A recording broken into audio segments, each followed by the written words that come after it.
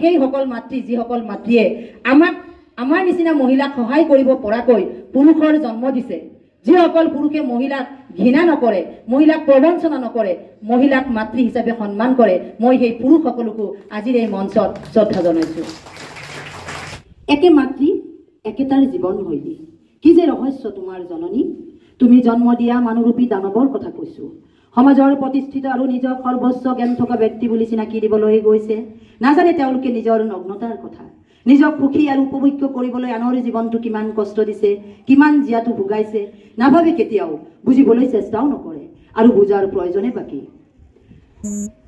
যদি ভাবি পেলাই কোনোবাই তোমালোক মানুহ নহয়, তোমালোক মানুহৰূপী দানৱ আৰু স্বাৰ্থলোভী পিশাচ, যাৰ বাবে তোমাৰ কথাত কষ্ট পোৱা সকলৰ বাবে তোমাৰ চিন্তা এক পৰিকল্পিত সৰ্বনাশৰ আখৰা।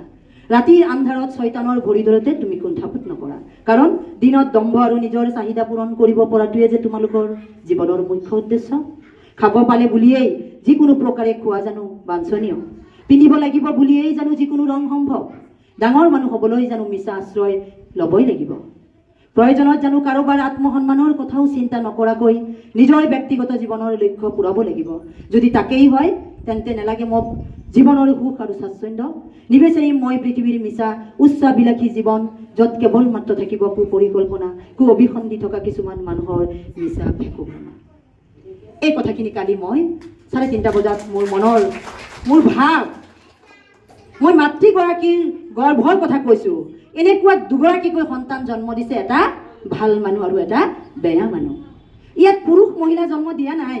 কোনোবাই যদি কয় যে পুৰুষ বেয়া, মই নামানো, কাৰণ ভাল পুৰুষ সমাজত বহুত আছে। আকৌ যদি কোনোবাই কয় মহিলাই বেয়া, মই তেতিয়াও নামানো, কাৰণ ভাল আৰু বেয়া এই দুটা কথাহে মই বুজি পাওঁ।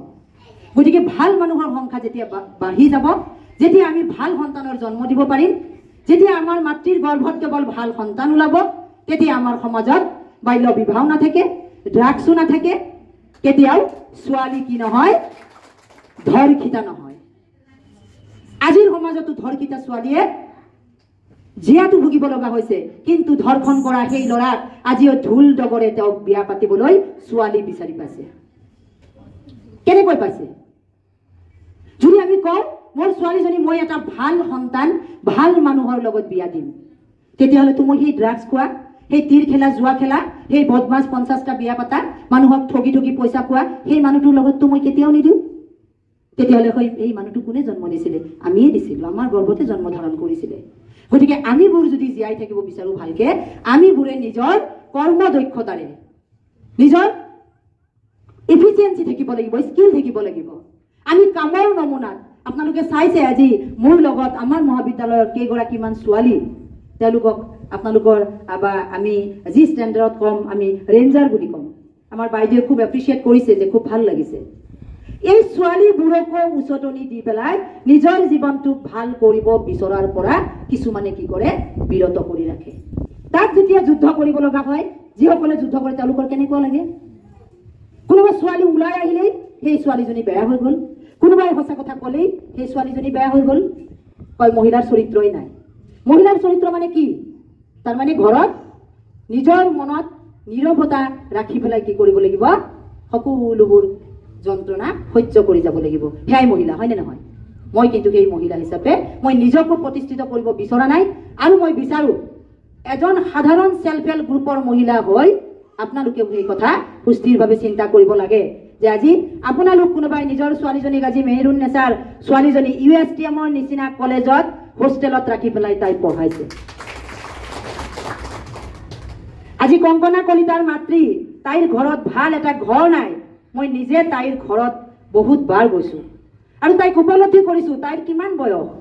এই বয়সতে তাই স্বামীহাৰা হৈ সেই ছোৱালীজনীৰ সৰ্বোচ্চ খৰচ, আৰু মা দেউতা, তাইৰ নিজৰ ভায়েকো নাই, মা দেউতাক লগত লৈ পেলাই তাই নিজে ভৰণ পোষণ কৰিছে, বাপেকক হাতত ধৰি ধৰি লৈ যাব লগা হৈছে। তেওঁক শ্ৰদ্ধা নকৰি পেলাই মোক শ্ৰদ্ধা কৰিব নেকি? মই 1.5 লাখ টকা দৰমহা পোৱা মহিলাগৰাকীক মানুহে চালাম কৰিব লাগে নেকি? মইতো এনেই খবৰ, মোক কিয় উৎসাহিত কৰিব লাগে? নালাগে। এই মনিজা খাতুনৰ ঘৰত মই গৈছোঁ, তাই যিটো গাঁৱত যিটো পৰিৱেশত থাকে তাতে গৈ পেলাই তাইৰ মনৰ যিটো পৰিষ্কাৰ পৰিচ্ছন্নতা, যিটো তাই ঘৰত গ'লে আপোনালোকে দেখা পাব, তাতো মই নিজে মহিবুল ছাৰৰ লগত আলোচনা কৰি আমি দুইজনে, আৰু ইয়াত কাকো আমাৰ সময়ো নাছিলে অৱশ্যে যে আমি এটা কমিটি মাতি পেলাই আমি ভালকৈ আলোচনা কৰিম, সময়ো নাছিলে আমাৰ হাতত। যথেষ্ট এই প্ৰগ্ৰামটো আচলতে যদি বেয়া নাপায় মই কৈ দিওঁ, আচলতে আমি ছেকেণ্ড প্ৰগ্ৰামটো বিচাৰিছিলোঁ যে আমাৰ কলেজত আমি আমাৰ মহাবিদ্যালয়ত এখন ৱৰ্কশ্বপ লাগে বুলি কৈছিলোঁ, হয়নে বাইদেউ?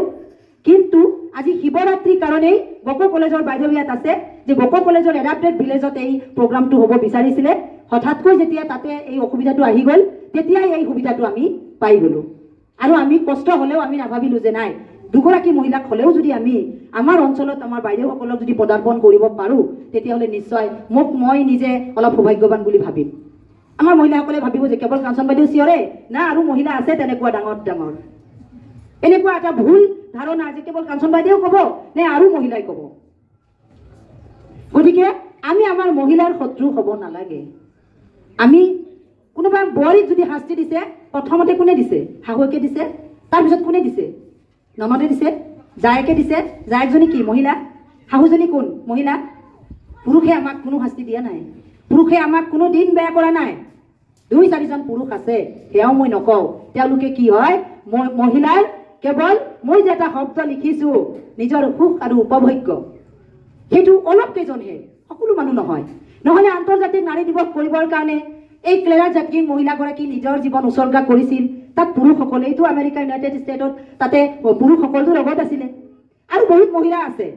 হয়তো সেইসকল মহিলাৰ নাম তেতিয়া বহুত পুৰণি হৈ গ'ল, হয়তো নামবিলাক সন্নিৱিষ্ট নহ'ল, কিন্তু তেওঁলোককো আমি শ্ৰদ্ধাঞ্জলি দিব লাগিব। কাৰণ ক্লেৰা জেটকিঙে কাম কৰা সেই উদ্যোগটো, যিটো কাপোৰৰ উদ্যোগ আছিলে, তাতে বহুত মহিলা আছিলে, যিসকল মহিলাই তাইৰ মনোবল বঢ়াইছিলে। তাই সেই ইনক্লাব ক'বলৈ তাইৰ সেই লগত অহা যিটো ৰেলী আছিলে, সেই ৰেলীত পুৰুষ মহিলা সমানে ওলাই আছিলে। কোনো পুৰুষে নিবিচাৰে মোৰ ঘৈণীয়েকজনী বেয়াকে থাকক, কিন্তু যেতিয়া শাহু মাকগৰাকীয়ে মহিলাজনীক শাস্তি দিবৰ কাৰণে নিজে সদায় মানসিকভাৱে মানে এনেকুৱা কিছুমান ষড়যন্ত্ৰ কৰি থাকে, তেতিয়া সেই মহিলাই অট'মেটিক মহিলাৰ কাণ ফুচ কৰি থাকোঁতে বোলে তোমাৰ মানে ঘৈণীয়ে কেনেকুৱা, তোমাৰ অমুকটো কৰিলে, তাইনো কিয় ইমান সুখত থাকিব লাগে, তাইনো কিয় আজিৰ যুগত ৱাশ্বিং মেচিনটো লাগে, তাইনো কিয় প্ৰেছাৰ কুকাৰটো লাগে। মই মাহত যিমানটা ডমেষ্টিক ভাইলেন্সৰ ওপৰত মই ঘৰত গৈ কাউন্সিলিং কৰিব লগা হৈছে, মোৰ ক'বলৈ বেয়া লাগিছে যে আমাৰ অঞ্চলত পুলিচতকৈ মোৰ ডিউটি বেছি হৈ গৈছে। কাজিয়া লাগিলে মই যাব লাগে তাতে, আৰু মই গ'লে কয় আপুনি গ'লে চব ঠিক হৈ যাব, কেপচুল বুলি কয়। হাঁহে মানুহে কয় বাইদেউক মাতিছিলোঁ, ৰাতি বোলে কয় নালাগে দিয়া, হৈ যাব আমাৰ চব ঠিক ঠাক হৈ গ'ল। পিছদিনাখন ৰাতিপুৱা কয় বাইদেউ ঠিকেই হৈ গ'ল। তাৰমানে মই কি কৰিছোঁ? মই তেওঁলোকক একো কৰা নাই, কেৱল তেওঁলোকৰ মানসিক শক্তি বঢ়াবলৈ মই অকণমান মনোবল বঢ়াবলৈ চেষ্টাহে কৰিছোঁ। ইয়াতে বহি থকা আলেকজান আহমেদ, তাই প্ৰথম ওলাই আহিছিলে এটা ছেল্ফ হেল্প গ্ৰুপৰ এটা সভানেত্ৰী তাইক বনাইছিলোঁ, আৰু আমি এটা মহিলা সংগঠন কৰিছিলোঁ, তাৰে তাইক মই অফিচ ছেক্ৰেটাৰী দিছিলোঁ। আজি তাই গোটেই গৰৈমাৰী পুষ্পমৰীয়া 2টা মৌজাৰ ৰিপ্ৰেজেণ্ট কৰিছে। তাই এবাৰকৈ তাই জিলা পৰিষদৰ প্ৰতিনিধি হৈছে, জিলা সদস্য হৈছে তাই।